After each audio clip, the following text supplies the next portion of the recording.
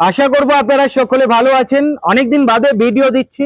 আপনারা জানেন ইংল্যান্ড বনাম ভারতের ম্যাচ হচ্ছে, টেস্ট ম্যাচ। আমার মনে হচ্ছে খেলাটা ইন্ডিয়াতে হচ্ছে, খেলাটা ইংল্যান্ডে হচ্ছে না। যেভাবে রানের বন্যা বইয়ে দিল ভারতীয় দল, মনে হচ্ছে এবারে যে সিরিজ ইংল্যান্ডে হতে চলেছে সেখানে ইংল্যান্ড ভরাডুবি হতে চলেছে। তিনটে সেঞ্চুরি। আপনারা জানেন গতকালই দুটো সেঞ্চুরি হয়ে গিয়েছে। যশস্বী জয়সওয়াল এবং শুভমান গিল গতকাল সেঞ্চুরি করে নিয়েছে। আজকের ঋষভ পান্ত দারুণ খেলে দিয়েছে, মনে হচ্ছে না ওয়ানডে খেললো, মুগ্ধ করে দিয়েছে সবাইকে। খেলা কিন্তু জোরদার হচ্ছে। তবে দুজন ফ্লপ গিয়েছে যাদেরকে সুযোগ দেওয়া হয়েছিল।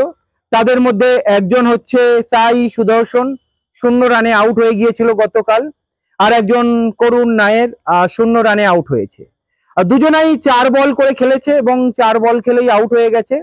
স্ট্রোকস 2টো উইকেট নিয়েছে, এই দুজনার উইকেট নিয়েছে। 2টো উইকেট নেয়নি, অ্যাকচুয়ালি 4টে উইকেট নিয়েছে স্ট্রোকস।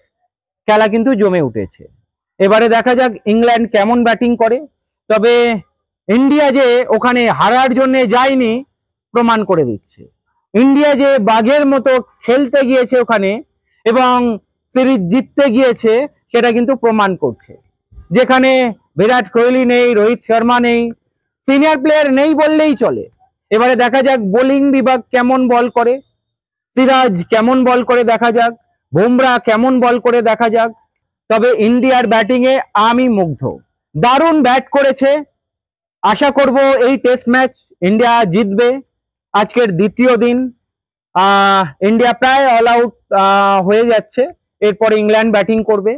দেখা যাক ইন্ডিয়ার বোলিং বিভাগ কতটা স্ট্রং, কিভাবে বল করে, এই সিরিজটা জিততে পারে কিনা, এই টেস্ট ম্যাচ জিততে পারে কিনা। আপনাদের কি মনে হয়? তিনজনের সেঞ্চুরি, কার সেঞ্চুরি ভালো লেগেছে? ঋষভ পান্ত ফাটাফাটি খেলেছে। এই সিরিজটা কি ইন্ডিয়া জিতবে? এই টেস্ট ম্যাচ কি ইন্ডিয়া জিতবে?